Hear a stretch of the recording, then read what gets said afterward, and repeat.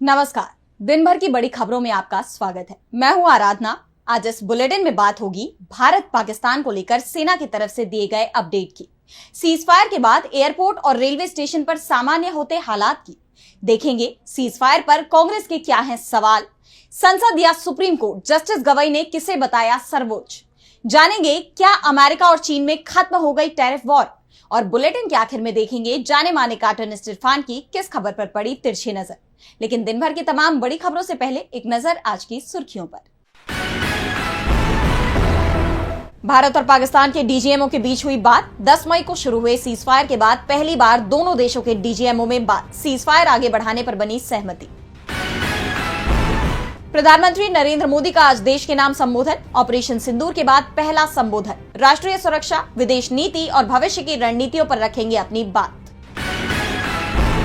Cease fire के बाद जम्मू के संभागायुक्त का बयान, सीमावर्ती क्षेत्र में अभी भी बंद रहेंगे स्कूल, बाकी क्षेत्रों में खोले जा सकेंगे स्कूल। हरे निशान पर बंद हुआ शेयर बाजार, 2975 अंकों की तेजी के साथ 82,429 पर बंद हुआ सेंसेक्स, जबकि 916 अंकों के उछाल के साथ 24,924 पर बंद हुआ निफ्टी। ये तो थी सुर्खियां। अब बात आज की सबसे बड़ी खबर की। भारत और पाकिस्तान के बीच 10 मई से सीज फायर लागू हो चुका है। बॉर्डर पर शांति है। सेना ने 4 दिन तक चली लड़ाई में पाकिस्तान को जबरदस्त चोट पहुंचाई है, जिसके सबूत अब मिल रहे हैं, और ये सबूत भारतीय सेना देश के साथ साझा भी कर रही है। 24 घंटे के अंदर इंडियन आर्मी की तरफ से एक बार फिर से प्रेस कॉन्फ्रेंस हुई, जिसमें सेना ने पाकिस्तान को पहुंचाए नुकसान की जानकारी दी। तो क्या बताया इंडियन आर्मी ने, देखिए इस रिपोर्ट में। आर्मी से DGMO lieutenant general Rajiv Ghai, navy से वाइस एडमिरल एएन प्रमोद और एयरफोर्स से एयर मार्शल अवधेश कुमार भारती ने लगातार दूसरे दिन ऑपरेशन सिंदूर की सफलता के बारे में देश को जानकारी दी। DGMO lieutenant general Rajiv Ghai ने बताया कि पाकिस्तान ने चीन में बनी मिसाइल और तुर्की के ड्रोन से हमला किया था, लेकिन चीन और तुर्की का कोई भी हथियार भारतीय डिफेंस को भेद नहीं पाया। चीन की PL-15 मिसाइल, जिस पर पाकिस्तान और चीन दोनों को गर्व था, उसे हमारे एयर डिफेंस सिस्टम ने मार गिराया। उनके सभी ड्रोन मार गिराए गए। पाकिस्तान की तरफ से छोड़े गए चीनी रॉकेट भी बेअसर कर दिए गए। इंडियन आर्मी ने कहा कि हमने 7 मई को आतंकियों के खिलाफ हमला किया था। हमारी लड़ाई आतंकियों के साथ थी, लेकिन पाकिस्तान ने इसे अपनी लड़ाई बना लिया, इसलिए अपने नुकसान के लिए वो खुद ही जिम्मेदार हैं। एयरफोर्स से एयर मार्शल अवधेश कुमार भारती ने बताया कि हर लड़ाई अलग तरह की होती है, अगली लड़ाई अलग तरह से लड़ी जाएगी। सेना हमेशा तैयार है। एयर मार्शल भारती ने आगे कहा कि हमने इस ऑपरेशन में 3 तरह के हथियारों का इस्तेमाल किया, low level defence gun SAMS और long range surface to air missile. भारतीय वायुसेना ने अपने इस ऑपरेशन सिंदूर के दौरान AD सरफेस, पेचोरा आकाश मिसाइल सिस्टम जैसे हथियारों का इस्तेमाल किया, जबकि पाकिस्तान ने चीन में बनी लॉन्ग रेंज मिसाइल का इस्तेमाल किया। इसके साथ ही भारतीय सेना ने यह भी दावा किया कि हमने पाकिस्तान से आए कई ड्रोन को अपनी लेजर गन से मार गिराया। इसके साथ ही इंडियन आर्मी ने उन आरोपों को खारिज कर दिया जिसमें पाकिस्तान के किराना हिल्स पर हमले की बात कही गई थी। वैसे एयर मार्शल ने बेहद हल्के फुल्के अंदाज में कहा कि हमें इसकी जानकारी नहीं थी, हमने उस जगह पर कोई हमला नहीं किया, चाहे वहां कुछ भी हो। बता दें, पाकिस्तान परमाणु हथियार यहीं रखता है। सेना ने साफ कर दिया है कि अगली लड़ाई अलग तरह से लड़ी जाएगी, लेकिन फिलहाल भारत और पाकिस्तान के बीच शांति बनी हुई है। एक लंबे संघर्ष के बाद हालात सामान्य की तरफ बढ़ रहे हैं। बाजारों में चहलकदमी देखी जा रही है। एयरपोर्ट और रेल का संचालन भी पहले जैसे शुरू हो गया है। हालांकि सुरक्षा के इंतजाम अभी भी पुख्ता हैं। तो तनाव के बाद कैसे सामान्य हो रहे हालात, जानने के लिए देखिए ये रिपोर्ट। भारत और पाकिस्तान के पास सीज फायर के ऐलान के बाद LOC के आसपास जनजीवन सामान्य हो चुका है। बाजारों में चहल पहल देखी जा रही है। हाँ, सुरक्षा जरूर सख्त दिखाई दे रही है। इस बीच 9 राज्यों के सभी 32 एयरपोर्ट्स भी खोल दिए गए हैं। जो पाकिस्तान के साथ शुरू हुए सैन्य टकराव के चलते एयरलाइन सर्विसेज 9 मई से 15 मई की सुबह 5:29 तक के लिए बंद कर दी गई थी। अब सरकार की तरफ से आदेश जारी किए जाने के बाद एयरलाइंस कंपनियों ने यात्रियों के लिए बुकिंग शुरू कर दी है। इसे लेकर एयरपोर्ट्स अथॉरिटी ऑफ इंडिया की तरफ से बताया गया है कि 15 मई तक बंद 32 एयरपोर्ट्स अब तत्काल प्रभाव से एयरक्राफ्ट ऑपरेशंस के लिए उपलब्ध है। यात्रियों को फ्लाइट्स की जानकारी के लिए एयरलाइन कंपनियों की वेबसाइटों को देखने के लिए कहा गया है। दरअसल एयरपोर्ट बंद किए जाने के बाद एयरलाइन कंपनियों की तरफ से 500 से ज्यादा फ्लाइट्स रद्द कर दी गई थी।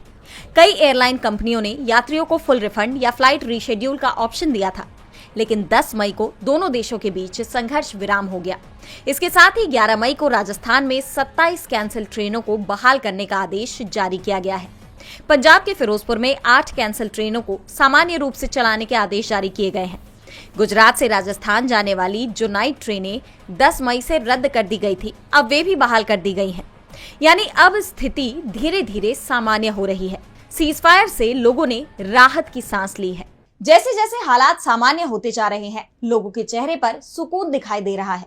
लेकिन ये सीजफायर कब तक टिकेगा, इसे लेकर सवाल बने हुए हैं, क्योंकि पाकिस्तान का कोई भरोसा नहीं है। इसे लेकर कांग्रेस अध्यक्ष मल्लिकार्जुन खड़गे ने भी चिंता जाहिर की है। उन्होंने भारतीय सेना पर गर्व जताने के साथ ही संसद के विशेष सत्र की मांग दोहराई। तो क्या कुछ कहा खड़गे ने, जानने के लिए देखिए ये रिपोर्ट। कांग्रेस अध्यक्ष मल्लिकार्जुन खड़गे ने भारत पाकिस्तान के बीच चल रहे तनाव और सीज फायर के हालिया फैसले पर बड़ा बयान दिया है। उन्होंने कहा कि खबरों के मुताबिक सीज फायर हो गया है, लेकिन पाकिस्तान अपनी बातों पर कायम नहीं रहता और वादे तोड़ देता है। खड़गे ने बुद्ध पूर्णिमा के मौके पर शांति की कामना करते हुए कहा कि देश की रक्षा के लिए जरूरत पड़ने पर हमें भी लड़ना होगा।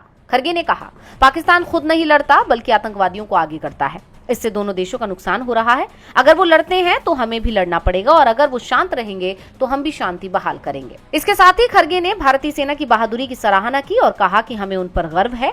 उन्होंने जोर देकर कहा कि देश की सुरक्षा के लिए सभी को एकजुट होना होगा। उन्होंने कहा, हमारी सेना पूरी ताकत के साथ लड़ रही है। हम उनका धन्यवाद करते हैं और उन्हें नमन करते हैं। हम उनके जज्बे को सलाम करते हैं। इसके साथ ही कांग्रेस अध्यक्ष ने संसद का विशेष सत्र बुलाने की मांग की ताकि भारत पाकिस्तान की मौजूदा स्थिति और जनता की सुरक्षा के लिए किए जा रहे उपायों पर चर्चा हो सके। उन्होंने कहा कि देश तभी बचेगा जब हम सब मिलकर इसके लिए लड़ेंगे। अब खड़गे के इस बयान को मौजूदा तनाव के बीच शांति और एकजुटता के लिए अहम माना जा रहा है। खड़गे ने मोदी सरकार से एक बार फिर जनता की सुरक्षा के मद्देनजर लिए जा रहे फैसलों पर चर्चा की मांग की है। संसद के विशेष सत्र बुलाने की मांग पर मोदी सरकार की चुप्पी पर सवाल उठ रहे हैं। इस बीच एक बार फिर संविधान का मुद्दा गरमाया हुआ है। इस बार मनोनीत सीजेआई जस्टिस BR गवई ने संविधान को लेकर अहम टिप्पणी की है। तो क्या कुछ कहा जस्टिस गवई ने, जानने के लिए देखिए ये रिपोर्ट। देश के अगले सीजेआई जस्टिस BR गवई ने कहा है कि देश में संविधान ही सुप्रीम है और लोकतंत्र के तीनों अंगों यानी कार्यपालिका, न्यायपालिका और विधायिका को इसके दायरे में रहकर काम करना होगा। 14 मई को देश के 52वें सीजेआई के रूप में शपथ लेने वाले जस्टिस गवई का यह बयान ऐसे वक्त में आया है जब उपराष्ट्रपति जगदीप धनखड़ ने हाल ही में संसद की सर्वोच्चता की वकालत की थी। धनखड़ का बयान सुप्रीम कोर्ट के उस फैसले के बाद आया था जिसमें संसद से पारित विधेयकों को मंजूरी देने के लिए राष्ट्रपति को 3 महीने की समय सीमा दी गई थी। धनखड़ ने कहा था कि संसद सर्वोच्च है और उसके ऊपर कोई नहीं हो सकता। सांसद ही असली मालिक हैं, वही तय करते हैं कि संविधान कैसा होगा, उनके ऊपर कोई और सत्ता नहीं हो सकती। वहीं अब जस्टिस गवई ने पत्रकारों के साथ एक अनौपचारिक बातचीत में कहा कि अंततः संविधान ही सर्वोच्च है। लोकतंत्र के तीनों अंगों को संवैधानिक मर्यादाओं के भीतर काम करना चाहिए। 1973 के ऐतिहासिक केशवानंद भारती केस में क्या हुआ था? उस केस में 13 जजों की पीठ ने स्पष्ट किया था कि संविधान की मूल संरचना यानी बेसिक स्ट्रक्चर को कोई भी अंग बदल नहीं सकता। ये फैसला भारतीय संविधान को एक अटल दस्तावेज के रूप में स्थापित करता है जिसके सामने संसद, सरकार और न्यायपालिका सभी जवाबदेह हैं। बताते चले कि इस बयान के साथ ही जस्टिस गवई ने रिटायरमेंट के बाद कोई पद न स्वीकार करने की भी घोषणा की, जो उनकी निष्पक्षता और संवैधानिक मूल्यों के प्रति प्रतिबद्धता को दर्शाता है। यह बयान न केवल संविधान की सर्वोच्चता को रेखांकित करता है बल्कि मौजूदा राजनीतिक बहस में एक सशक्त हस्तक्षेप भी माना जा रहा है। मौजूदा वक्त में जब सुप्रीम कोर्ट के अधिकार क्षेत्र को लेकर बहस छिड़ी हुई है, ऐसे में जस्टिस गवई की ये टिप्पणी काफी अहम मानी जा रही है। तो भारत पाकिस्तान के बीच छिड़े इस संघर्ष में इसरो का योगदान भी काफी अहम रहा। इसरो की सैटेलाइट के जरिए सेना को दुश्मन की खुफिया जानकारी हासिल हुई और अब इसरो चीफ डॉक्टर नारायणन ने पाकिस्तान को सीधी चेतावनी भी दे दी है। देखिए ये रिपोर्ट। भारत और पाकिस्तान के बीच भले ही सीजफायर हो गया है, लेकिन पाकिस्तान भरोसे के लायक नहीं है। इसलिए भारत की तरफ से लगातार पाकिस्तान को चेतावनी दी जा रही है कि अब वो कोई हिमाकत करने के बारे में सोचे भी ना। उसी कड़ी में अब भारतीय अंतरिक्ष अनुसंधान संगठन यानी इसरो की तरफ से भी पाकिस्तान को संदेश पहुंचा दिया गया है। इसरो के अध्यक्ष डॉक्टर वी नारायणन ने कहा कि देश के नागरिकों की सुरक्षा और संरक्षण सुनिश्चित करने के लिए 10 उपग्रह लगातार 24 घंटे निगरानी कर रहे हैं। दरअसल डॉक्टर वी नारायणन एक कार्यक्रम के चलते मणिपुर की राजधानी इम्फाल पहुंचे थे, जहां उन्होंने कहा कि भारत एक सजीव अंतरिक्ष शक्ति बनने जा रहा है और साल 2040 तक देश का पहला अंतरिक्ष स्टेशन स्थापित किया जाएगा। उन्होंने कहा कि आज 34 देशों के 433 उपग्रह भारत से अंतरिक्ष में छोड़े गए हैं और उन्हें उनके कक्ष में स्थापित किया गया है। मुझे ये बताते हुए प्रसन्नता हो रही है कि आज 10 उपग्रह देश के नागरिकों की सुरक्षा सुनिश्चित करने के लिए रणनीतिक उद्देश्य से लगातार 24 घंटे काम कर रहे हैं। डॉक्टर नारायणन ने आगे कहा कि अगर हमें देश की सुरक्षा सुनिश्चित करनी है तो हमें उपग्रहों का इस्तेमाल करना होगा।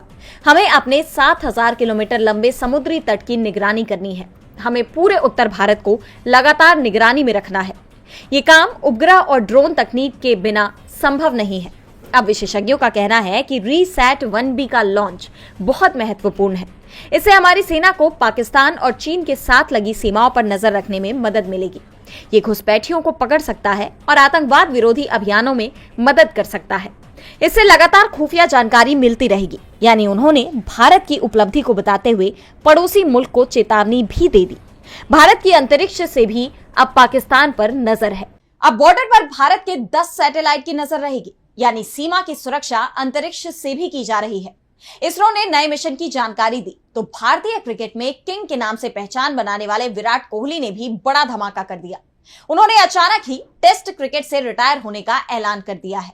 भारतीय क्रिकेट को एक हफ्ते के भीतर 2 बड़े झटके लगे हैं। पहले रोहित शर्मा और अब विराट कोहली ने टेस्ट क्रिकेट से संन्यास की घोषणा कर दी है। कोहली ने अपने इंस्टाग्राम पर भावुक पोस्ट के जरिए अपने फैसले की जानकारी दी। पिछले कुछ दिनों से यह चर्चा थी कि कोहली ने बीसीसीआई को अपने संन्यास के बारे में बता दिया था। बीसीसीआई ने आगामी इंग्लैंड टेस्ट सीरीज को देखते हुए उनसे इस फैसले पर पुनर्विचार करने को कहा था, लेकिन कोहली ने टेस्ट क्रिकेट को अलविदा कहने का फैसला लिया। पिछले दिनों कप्तान रोहित शर्मा के टेस्ट क्रिकेट से संन्यास के बाद कोहली का यह फैसला भारतीय क्रिकेट के लिए बड़ा नुकसान माना जा रहा है। कोहली ने अपने इंस्टाग्राम पोस्ट में लिखा कि 14 साल पहले मैंने पहली बार बैगी ब्लू जर्सी पहनी थी। टेस्ट क्रिकेट ने मुझे कठिन परीक्षाओं से गुजारा, पहचान दी और जीवन भर के सबक सिखाए। सफेद जर्सी में खेलना मेरे लिए बेहद खास था। इस प्रारूप को छोड़ना आसान नहीं, लेकिन ये सही समय लगता है। मैंने इसमें सब कुछ झोंक दिया और इसने मुझे उम्मीद से ज्यादा दिया। उन्होंने अपनी टेस्ट कैप नंबर 269 के साथ साइनिंग ऑफ लिखकर विदाई ली। टीम इंडिया को अगले महीने इंग्लैंड दौरे पर 5 टेस्ट मैचों की टेस्ट सीरीज खेलनी है। 2 दिग्गजों के संन्यास से भारतीय टेस्ट क्रिकेट के एक युग का अंत हो गया है। उधर फैंस सदमे में हैं, क्योंकि कोहली और रोहित के बिना यह सीरीज टीम के लिए एक बड़ी चुनौती साबित होगी। इंग्लैंड सीरीज से पहले कोहली और रोहित का टेस्ट क्रिकेट से संन्यास भारतीय टीम के लिए बड़ा झटका माना जा रहा है। तो दुनिया को बड़ी राहत मिलने की खबर भी सामने आई है। दुनिया की 2 सबसे बड़ी अर्थव्यवस्थाओं के बीच चल रहा टैरिफ वॉर थम गया है। अमेरिका और चीन एक दूसरे पर टैरिफ घटाने को तैयार हो गए हैं। अमेरिका और चीन के बीच शुरू हुई टैरिफ वॉर ने दुनिया भर की अर्थव्यवस्था में उथल-पुथल मचा दिया और इसका सबसे ज्यादा असर अमेरिका में दिखाई दिया।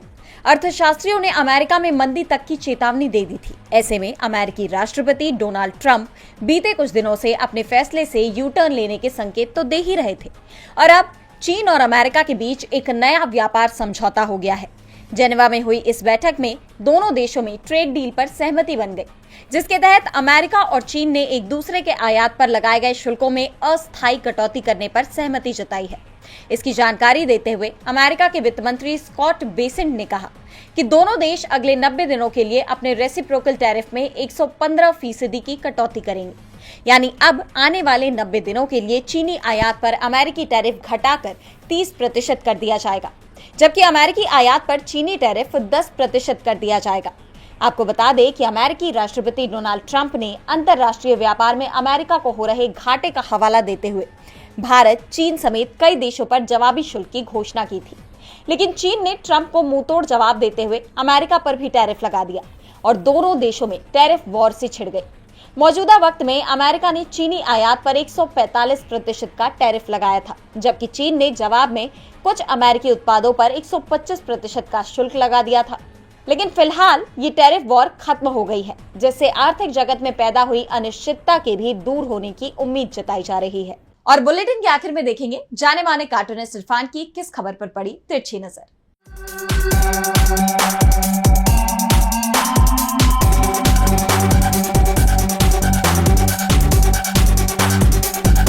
56 इंच की छाती इन दिनों सवालों के घेरे में है। जब से इंडिया और पाकिस्तान के बीच में सीज फायर हुआ और उसकी घोषणा आकर हमारे पीएम ने नहीं, अमेरिकी राष्ट्रपति डोनाल्ड ट्रंप ने हम लोगों को दी, तब से लोगों को ये लगने लगा कि कहीं ऐसा तो नहीं कि देश के फैसले अब अमेरिकी राष्ट्रपति डोनाल्ड ट्रंप लेंगे। इसीलिए लोगों ने ये सोचा कि कहीं ऐसा तो नहीं कि अब नारा बदल गया है कि ट्रम्प है तो सब मुमकिन है।